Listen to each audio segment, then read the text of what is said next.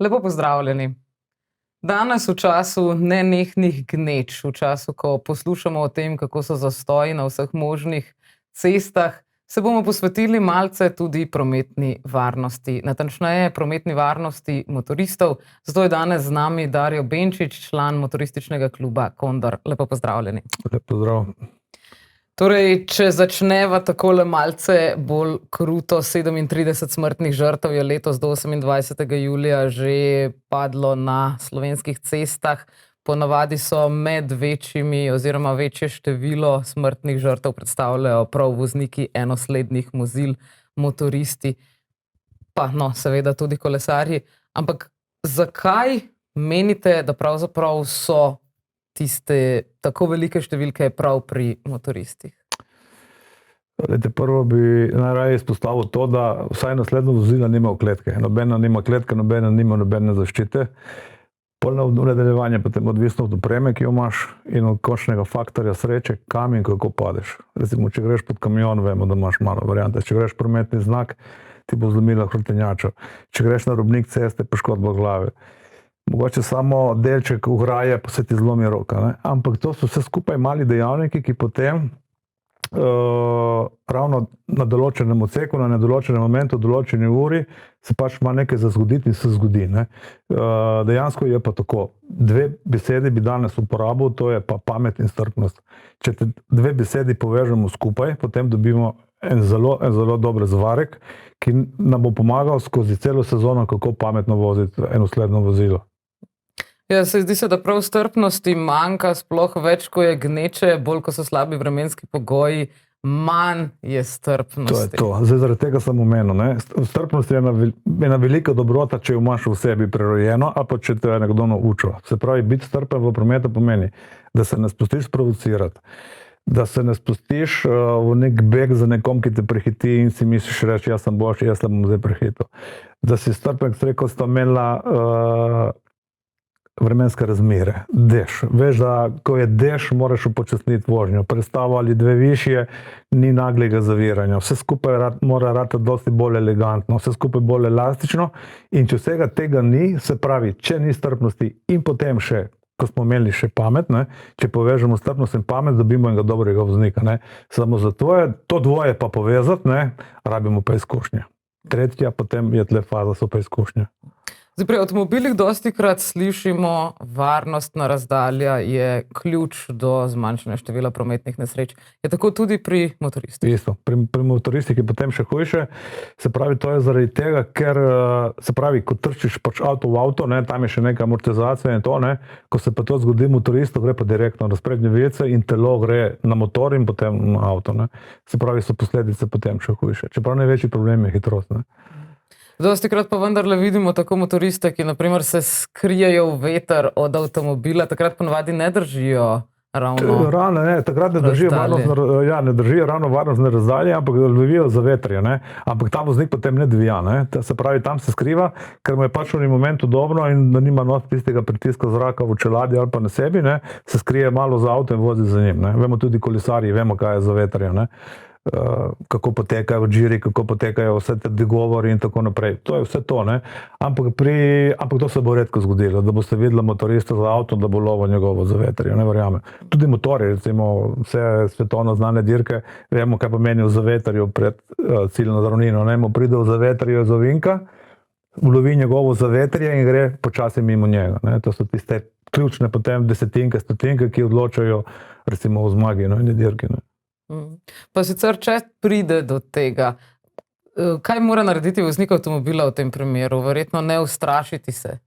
Definitivno. Strah je potem tisti faktor, ki dobesedno naredi vse narobe. Se pravi, ko pride neko panično reagiranje, takrat možgani hočejo nekaj narediti zelo hitro, ampak prehitijo samega tebe, se pravi tvoje dejanje, se pravi začne uničevati tvoj zavorni učinek, zavorno pot, reakcijski čas in vse skupaj. Ne? In to potem, recimo, tudi meni se je dosti krat zgodilo, da mi je avto zabrenza, ne? Ker je imel občutek, da sem bil preblizu. Ne? Ampak najbolj všeč mi je, če lahko povem, recimo, ko se vozim po avtocesti, imajo oni že leta gor na portalih napisano, quando guidi, guidi e basta. To je v italijanščini zelo lepo. V slovenščini bi pomenilo, kadar voziš, vozi in to je to. Če to malo bolj globalno pogledamo, ne, očitno se ta oznaka na portalu tako dobro prime, ker 3 leta jo že Italijani, 4 leta, odkar pomnim, ko hodim čez, vedno gledam to.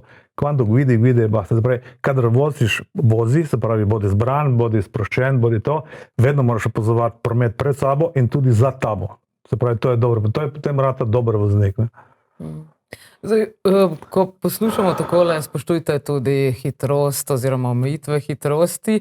Nedavno, ko je ena od naših novinark pisala članek o spoštovanju prometnih predpisov prav tukaj v slovenski Istri, je veliko ljudi se sklicevalo na to, da 120 km/h po prehitevalnem pasu je pa ja prepočasi. Glejte, tako in tako na naših avtocestah ta prehitevalni pas zdaj je ratov ena tabu tema, ki, veste, jaz že sam sem 35 let delal na prometni policiji, sem se ubadal s temi ljudmi, kar se pa zdaj dogaja, absolutno ne razumem. Ne. Razumem, ampak zdaj se to dogaja, so tudi Nemci, Avstrijci in tudi drugi državljani, ki se pred tega niso držali. Mogoče, da je k temu pripeljalo to, da je toliko gužve, da se ti daš enostavno na prehitevalni pas in voziš po prehitevalnem pasu. Je pa vozni pas včasih hitrejši. Se pravi, vozni pas gre hitreje kot prehitevalni. Ampak ti se, ne vem, ali v podzavestno, ko se daš na prehitevalnega, misliš, zdaj sem na prehitevalni, zdaj bomo pa kršili, in ni tako. Zgrešeno je. No? In te ljudje so vsi v prekršku. No? Ti ljudje definitivno vsi v prekršku. No? Ampak to je toliko kršitev, da policija nima kadra, nima nič, da bi ne more. Pred zakonom smo vsi enaki, se pravi, lahko dobiš ti enega posameznega, pa malo če očitaš, opozoriš in tako naprej. Ne? Ker če gremo za eno kolono, ko je vse na prehitevalnem pasu, enostavno ne more vse dobiti. Ne? To je to. Pa je torej 120 km/h res prepočasi za prehitevalni pas? Ne, absolutno ni. Naj se vam enkrat nekaj pripreti pri 120 km/h, boste vedeli, da koliko cajta rabiš, da se ustaviš. Da ne voziš na določeni pravilni varnostni razdalji, pravilo 2 sekund in tako naprej. Tudi ajde hitro še nekaj omeniti. Ne? Zakaj so v Sloveniji kazni v naselju izredno visoke? To je pa zaradi tega, ker gledajte, 50 km/h, recimo reakcijski čas in zavorna pot je približno 13, 14, 15 metrov, recimo. Ne? Dodamo samo še 10 km več. Se skupaj rata že 1/3 več. Se pravi, je že rata 20-21 metrov. In to vse skupaj, če ti dejansko problemi naselja, zakaj so problemi? Ker v naselju ti lahko skoči otrok, ti lahko skoči, oziroma v naselju se nekaj dogaja, ki ti lahko ali z ene ali pa z druge strani nekaj nenadno stopi na cesto, recimo. Ne? Zaradi tega so tudi tle globe, v Italiji recimo, že prej smo omenili Italijo, no, ker tudi malo spremljajo to njihovo zakonodajo, pri njih je povsod enako. Ali v naselju ali na avtocesti je hitrost, če prekoračiš 15 km/h enaka. Ampak če vprašate mene osebno, absurd totalni. Ker 15 km več na avtocesti je praktično nič. V naselju 15 km več, ko smo pa prej povedali, je pa ogromno. Ker ti, ko ti nekdo skoči na hitro v naselju, otrok, dajmo reči na cesto, 10 km pomeni ogromno. Se pravi, to pomeni, ali se boš do njega ustavil ali pa ga boš zbil. Ne?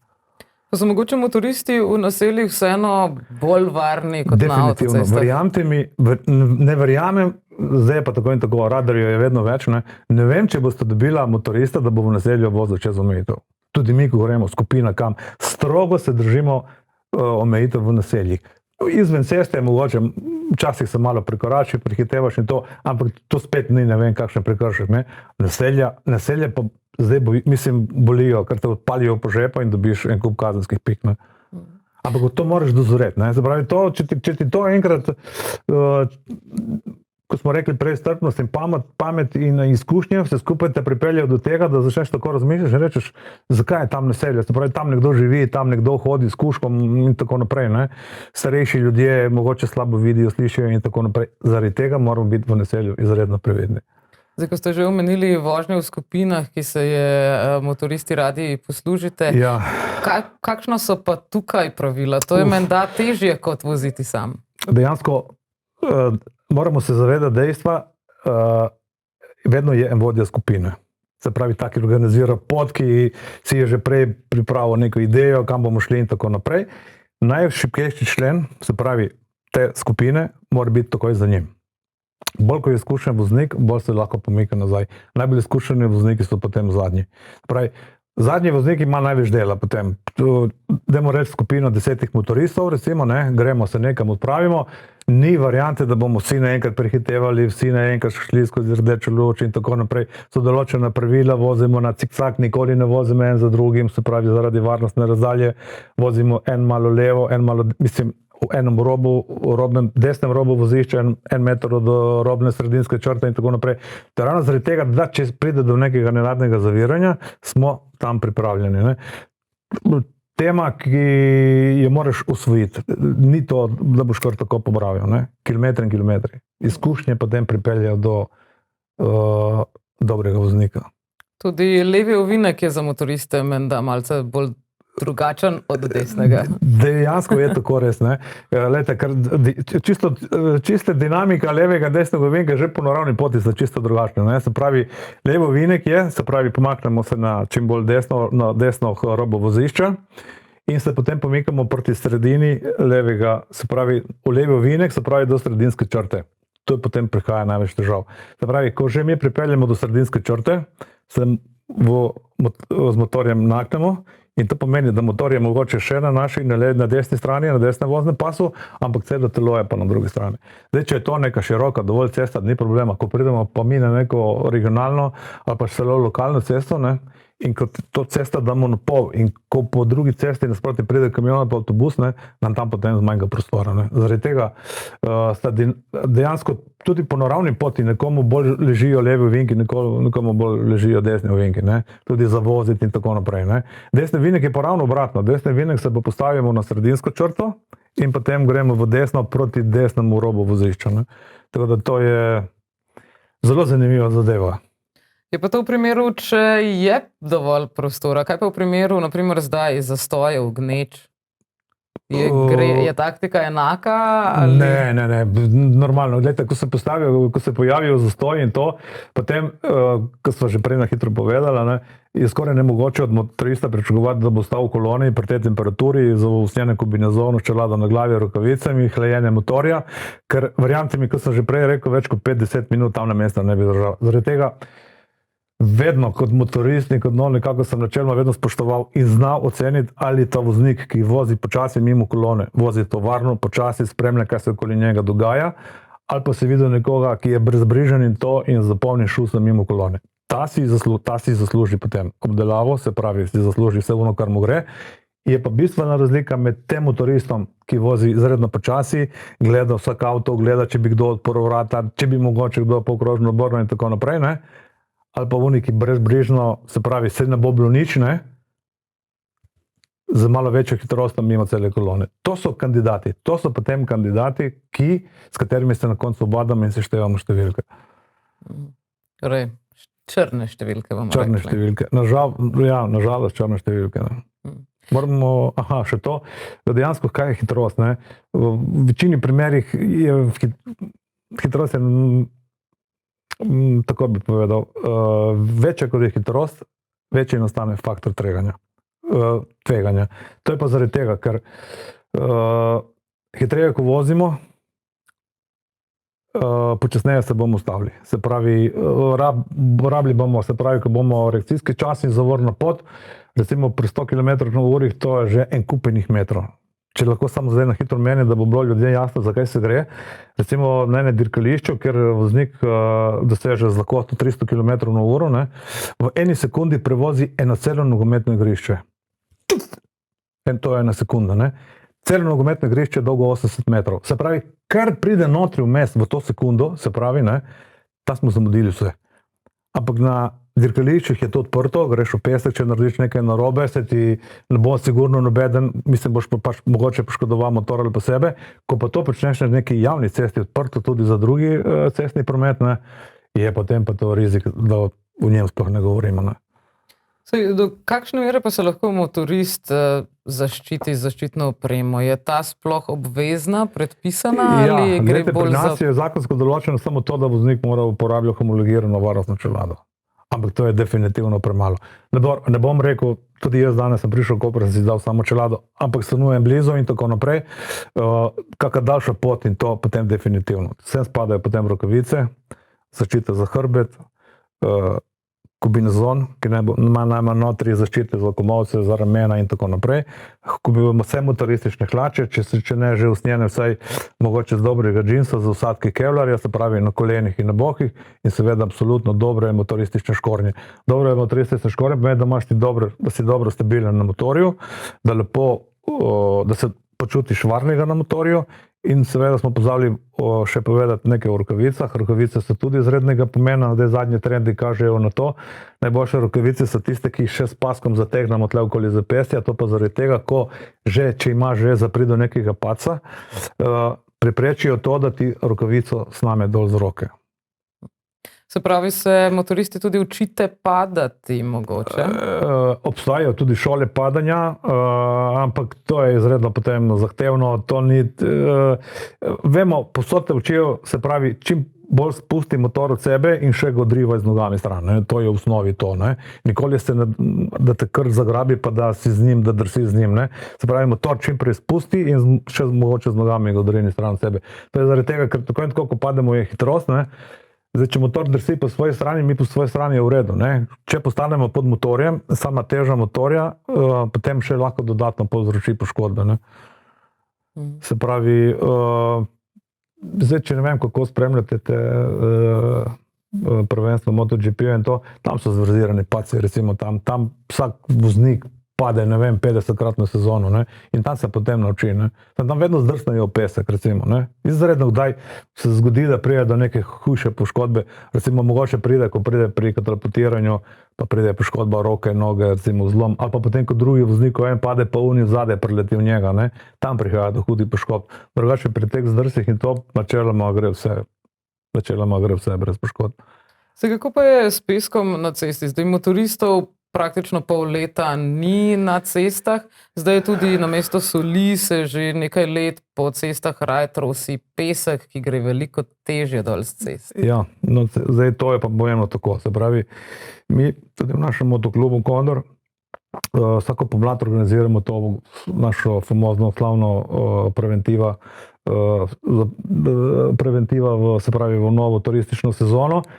Zaradi tega jo damo že aprila, ker se nekako aprila začne vse skupaj dogajati. Se pravi, pride oktober, november, se pravi, počasi ta nivo vožnje se nekako umiri, motor pospravimo v garažo, poservisiramo, pokrijemo in potem tam februarja nekako potem že začnemo se pripravljati na novo motoristično sezono. Zato je pa potem ful pomembno, se pravi, psihofizična pripravljenost, se pravi, da se pripravimo že mentalno, fizično, da se ukrepimo roke, mišice in vse ono, kar spada zraven. Da vedno poudarjamo, da prve vožnje ne bo ne vem kako dolge, mogoče 150-200 km, to je zaradi tega, da se organizem počasi mišice navajajo in tako, in potem v nadaljevanju mogoče vedno daljši izleti, se pravi 200, 300, 400, 500 km na dan. Ker tudi od enega izkušenega voznika zahteva kar nekaj moči.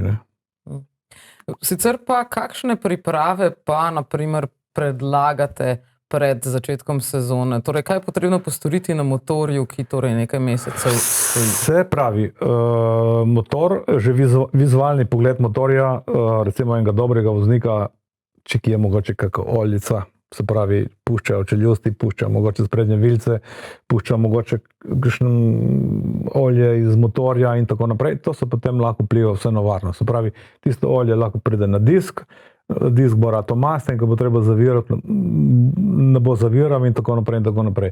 Se pravi, postoriti, če si pač znaš, to lahko narediš tudi sam, če pa tega ne veš, se pravi, nekomu, ki to obvlada, ali pa še ne bo še pooblaščen servis. Se pravi, vizualni pogled, vidimo, tlakov pneumatik ne smemo pozabiti, tlakov pneumatikah je to izrednega pomena, recimo.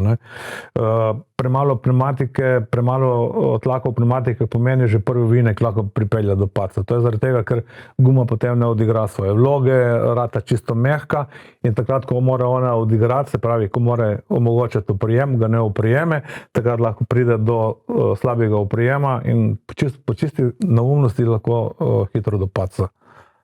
Pa je kakšna razlika, če naprimer se odločimo, da bomo vozili po makadamskih cestah ali po asfaltiranih cestah, ko naprimer govorimo o zračnem tlaku v gumah? Itak.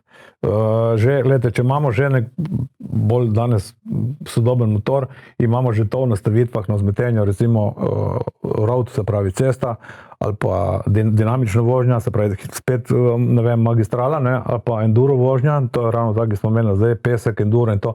Takrat se pravi, vsa amortizacija rata bolj mehka, zaradi tega, da lepše motor prenaša udarce. Takrat tlak niti ni tako pomemben.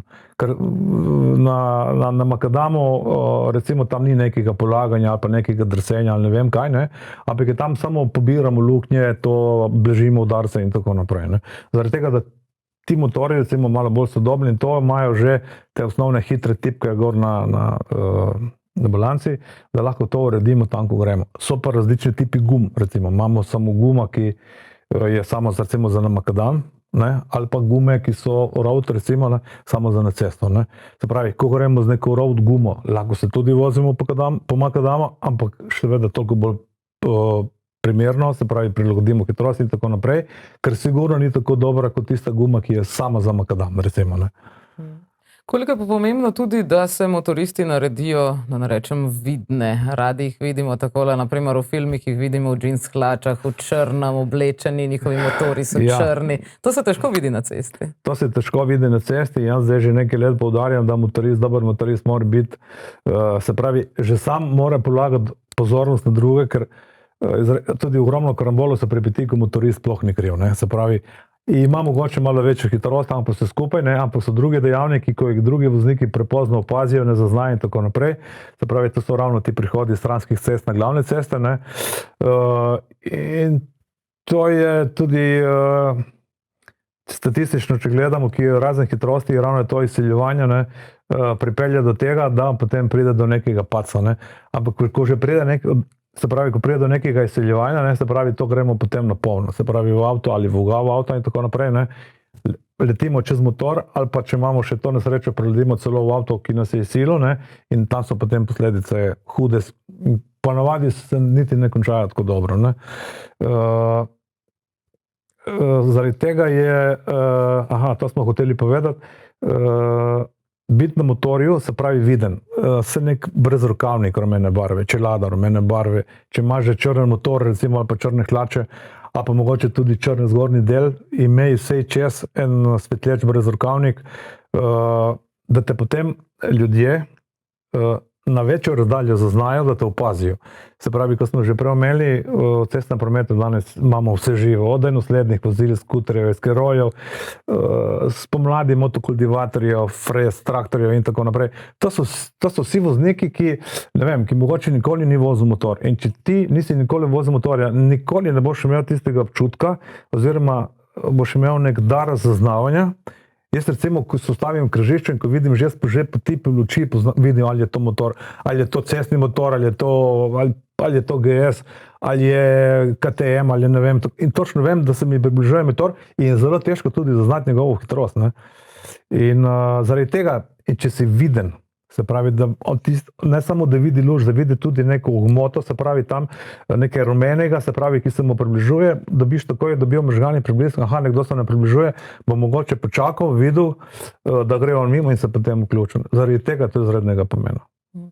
Sploh, če da nimo dežuje, ko še malo tako bolj temno postane in vse. Ja. Sicer po noči in med dežjem ponavadi ne vidimo motoristov. Mogoče tudi, ker se ne priporoča takšna vožnja? Ne, gledajte, oni motoristi, ko startajo, ne vem, iz Norveške, pa gre na Hrvaško, tam ni po noči, tam se vozijo in po dnevi in po noči in po dežju, ne.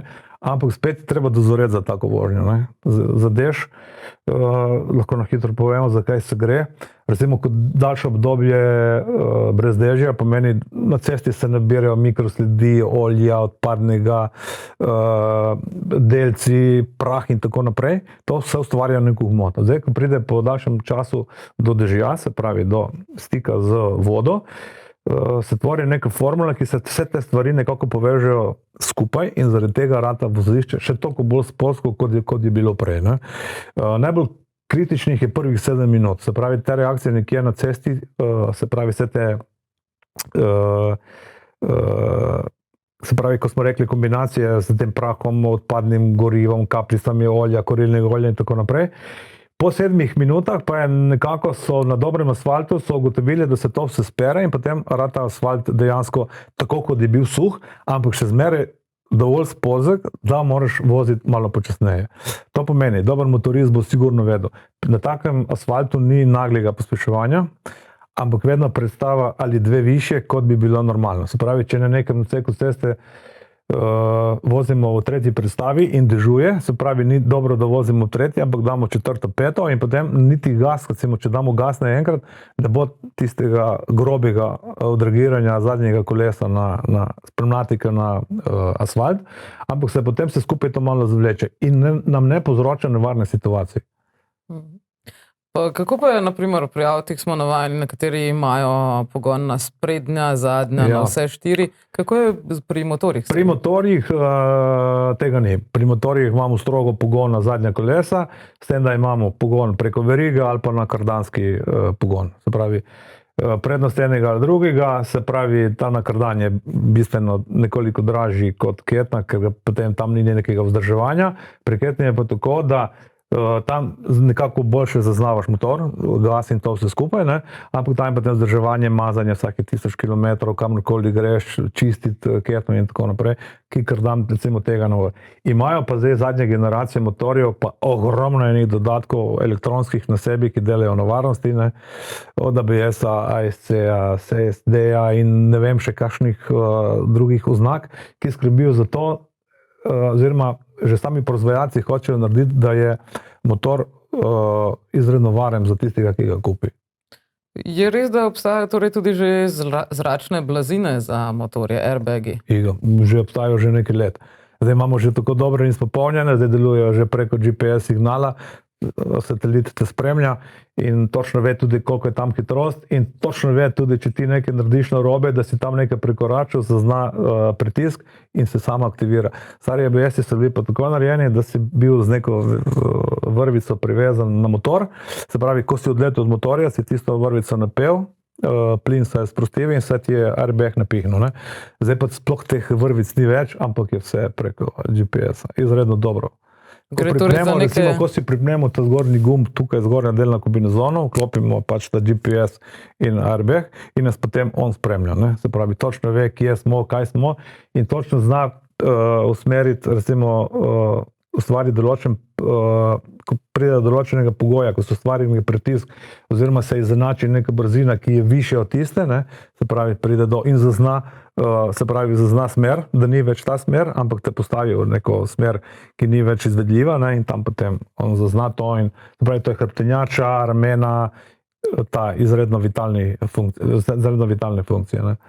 Kje pa je potem v samem kombinezonu? V samem kombinezonu je že vgrajen notri, ja. Ali pa ti ga lahko odkupiš tudi kot dodatek, recimo, če imaš, če ti je všeč nek tvoj kombinezon, lahko si ga daš pod kombinezon, da so pa eni celo že za nad kombinezon, tipo brezrokavnik, kot brezrokavnik zgleda.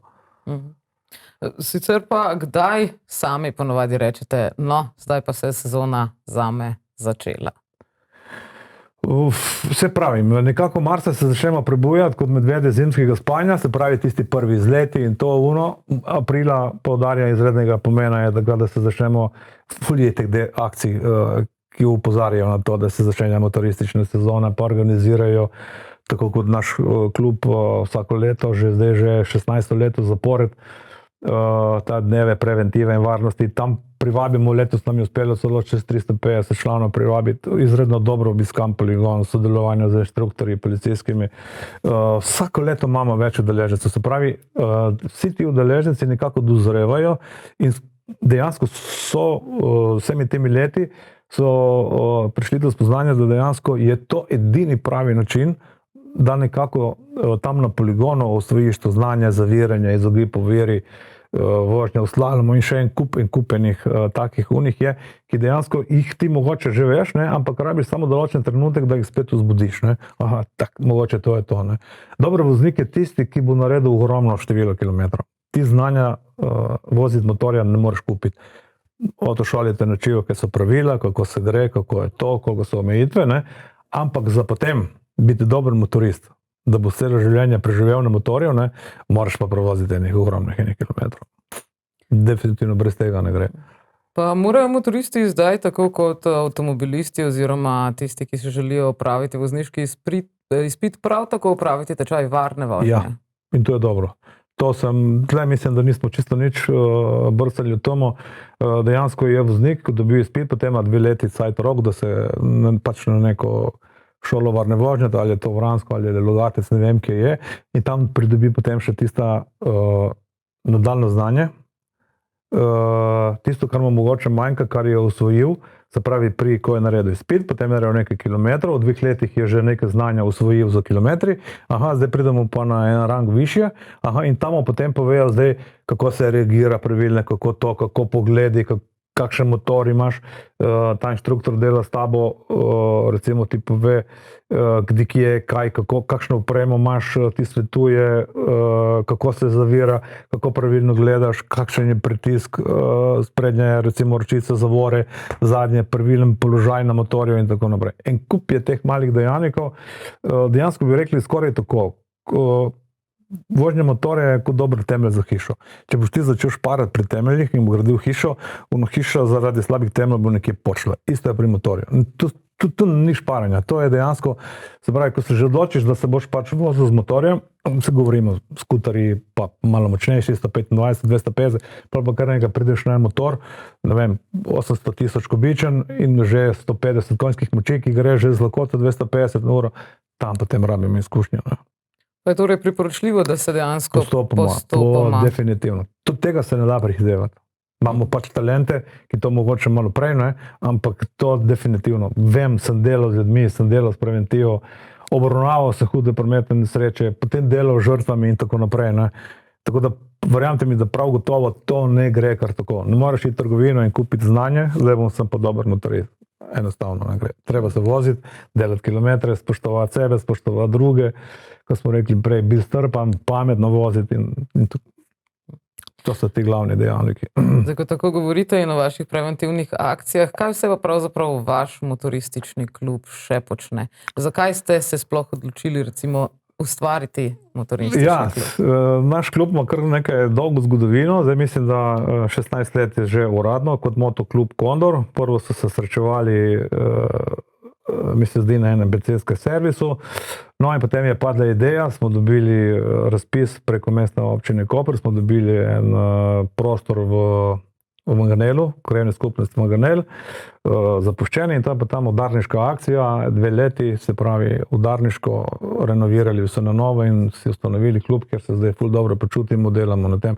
Nismo, zelo humanitarni smo, se pravi, darujemo kri vsake 3 mesece, pomagamo, odzivamo se. Lani, če veste, smo pomagali prizadetim v poplavah, takrat smo na hitro organizirali koncert, v enem dnevu zbrali 40 000 evrov, usrečili 2 družini, eno za 10 000, eno za 30 000 evri. Ravno te 2 družine, ena je že zlezla na zeleno vejo, že živi notri, ta druga z večjim zneskom, pa smo se ravno par dnevi čuli, je rekel, da komaj čaka, da pridemo do njej, da se dela na polno, da se zdaj sušijo meti notri in to.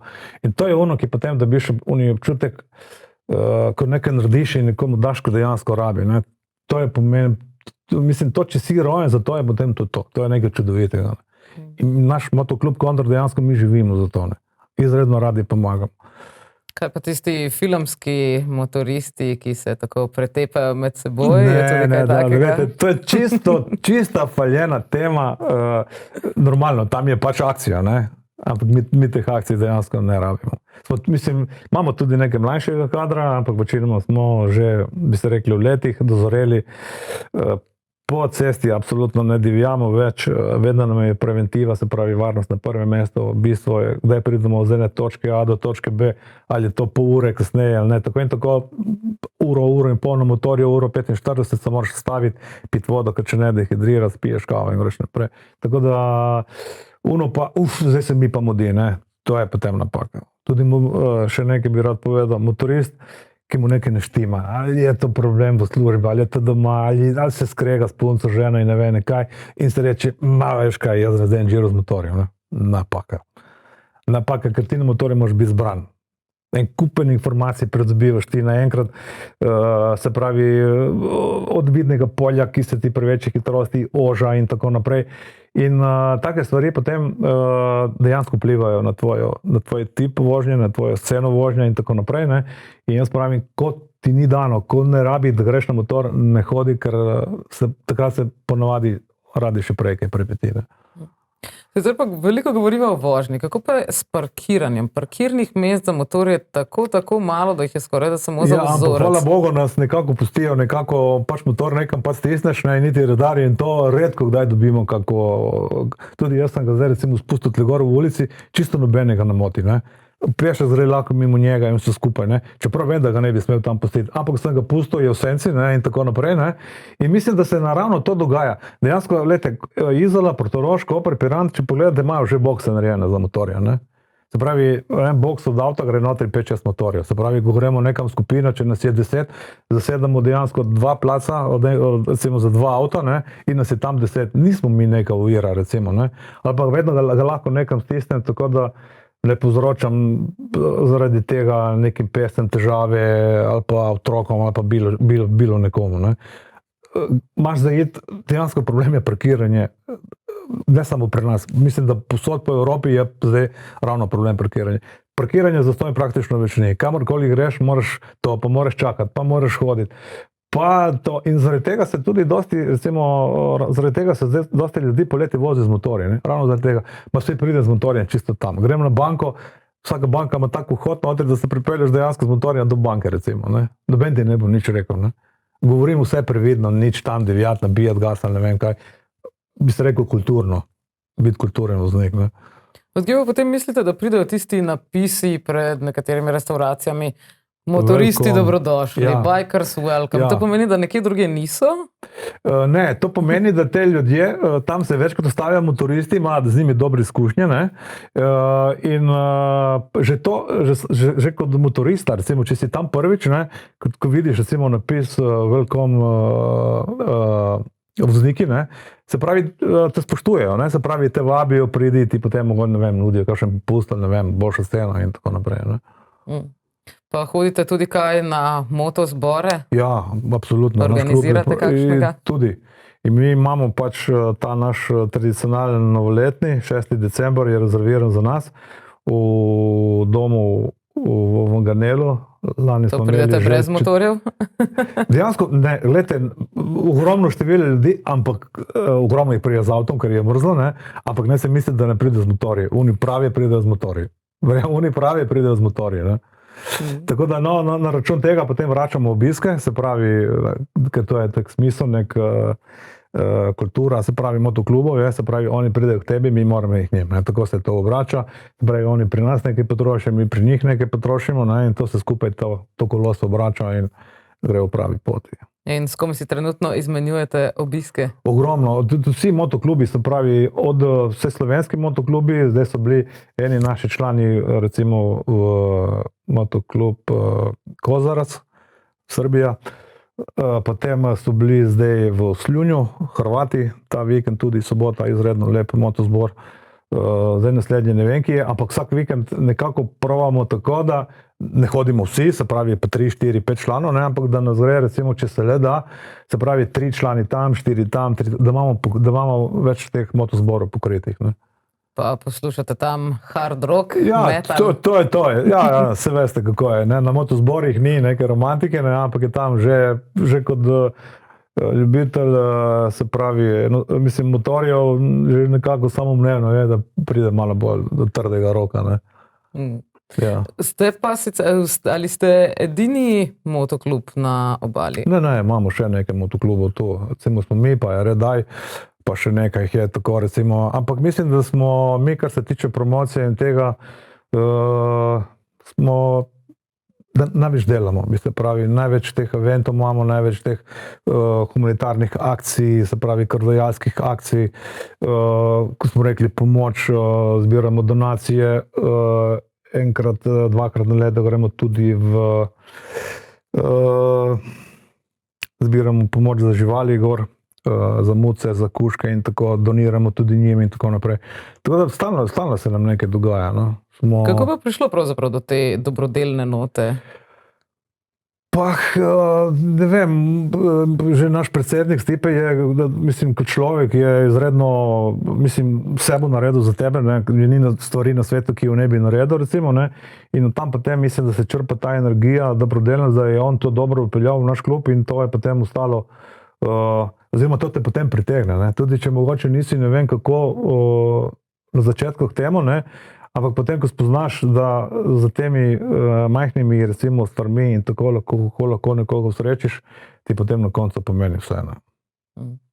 Sicer pa takole dobrodelnost in vse to je precej drugačen profil, že kot smo že spregovorila o tistih filmskih motoristih. Ravno zdaj, letos je prišel še en nov film o motoristih, ki ravno kaže, kako se je neka taka prijazna skupina spremenila v pravo tolpo. Je bilo tudi na področju Jugoslavije, Slovenije včasih tako? Itak. Ne bomo zdaj omenjali imena teh klubov, ne, ampak to so klubi recimo po Evropi, ki so prav nagnjeni k temu. Ne. Še danes, ne da tega ni več.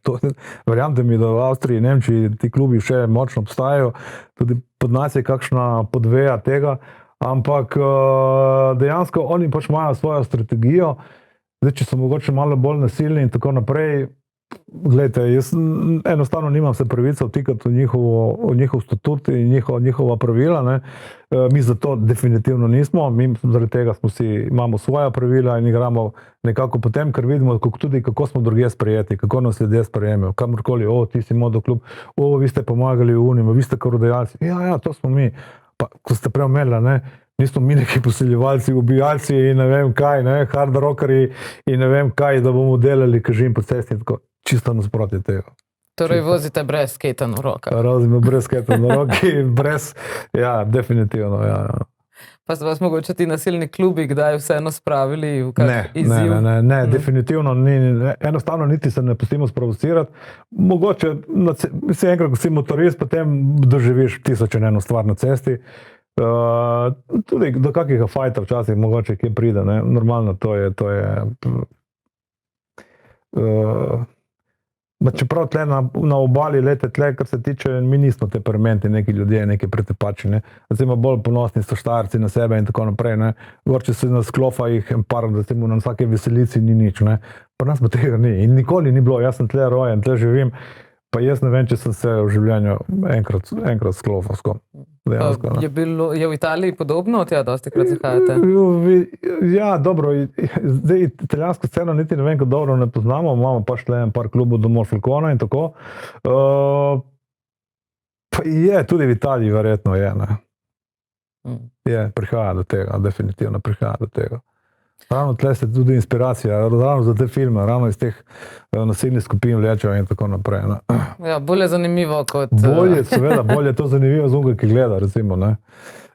Kot pa dejansko stanje, ne. Niti v sanjah si ne morem predstavljati, da bi lahko delal celo življenje sem delal za državo, ne, zdaj pa bom kar naenkrat ratal nek fighter, ne vem kaj, in da bi nikoga spodbujal k temu, ni variante. Bi bila pa super filmska zgodba. Ja, to bi pa bilo, ja. To bi pol naredili, da smo zavrteli zadevo, ne, ampak ne, to ne gre, ne bo šlo. No, pa dajmo takole za konec vseeno potegniti črto še malo pod pogovor, se pravi, kaj bi rekli, da so tista zlata pravila varnosti motoristov in ljudi, ki naj pazijo na motoriste na cestah med vožnjo zdaj v teh mesecih med sezono? Ja, dejansko zdaj smo v enem obdobju, smo rekli, začetek motoristične sezone se je začel, zdaj smo že v pravem centru, se pravi, že skoraj na vrhu. Paziti malo na vročino, zdaj vročina je tihi ubijalec, se pravi, paziti, da ne dehidriramo, da imamo dovolj tekočine s sabo. Če nimamo tekočine, se ustavljamo vsakih 150-200 km. Tako in tako moramo tudi tankati, tako da na pumpi vedno neko ezoterično pijačo, alkohol, sigurno v ta kontekst zdaj te debate absolutno ne spada, pa tudi kakšne drugi pripomočki, dodatki in tako naprej. Se pravi, strpnost, zbranost smo rekli, voziti po pameti, tehnična spravnost motorja, gume, ko pridejo tisti profili, indikatorji tovarniški označeni, se pravi, ko je guma za zamenjati, moramo zamenjati, takrat nimamo kaj, ne. To je bistvo vsega. Tekalna plast pneumatike motorja širina plačilne kartice, toliko imamo vedno oprijema z cestistem. Tudi če imamo gumo široko 240, še zmeraj je samo to nas drži na cesti. Ne? In se pravi, tisto, kar nas drži na cesti, se pravi, ta tekalna plast, tisto mora biti dobra. Mora imeti profile dobre, zaradi tega tudi, ko pridemo na dež, da spodriva dež izpod profilov ven, se pravi, da je dober prijem in tako naprej.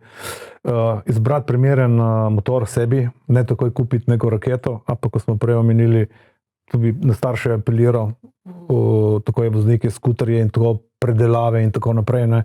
Že tam začnejo nastajati prvi problemi, se pravi, predelave, pa je želov, beži pred policijo, ga mora loviti, zasegi sodniku za prekrške in to se potem počasi začne nabirati. Če mu to ni dovolj, potem gre še nekoliko višje. No in tak otrok potem, po mojem, ima že prejspedence, se pravi, da ne bo rastel tako, kot mora rasti, se pravi, z nekim razumevanjem motorista, ne, ampak hoče prehitevati. In ko hočeš motorist prehitevati določeno stanje, smo rekli, prej ne gre, ne, zaradi tega, ker moraš rasti s tem. Ne, se pravi, več kilometrov, ko delaš, boljši voznik si. Se pravi, 50 kubikov, 100, 125, 250, 500 tisoč in potem neomejeno. Tako da okoli tega bi bilo to. Biti pozoren na druge, se pravi, dober voznik danes zna predvidevati. Voznik, še posebno je to pomembno za voznike naslednjih vozil, ker smo rekli, mi na motorju nimamo kletke, se pravi, če se nam kaj zgodi, pademo. Se pravi, faktor sreče potem odloča, kam pademo, lahko nam ne bo nič, lahko samo podrsamo motor in kombinezon. Če pa nimamo sreče, bomo šli ali robnik, ali prometni znak, ali pa pod kamion, kar bo bilo potem na koncu. Se pravi, le posledica najhujša. Ne?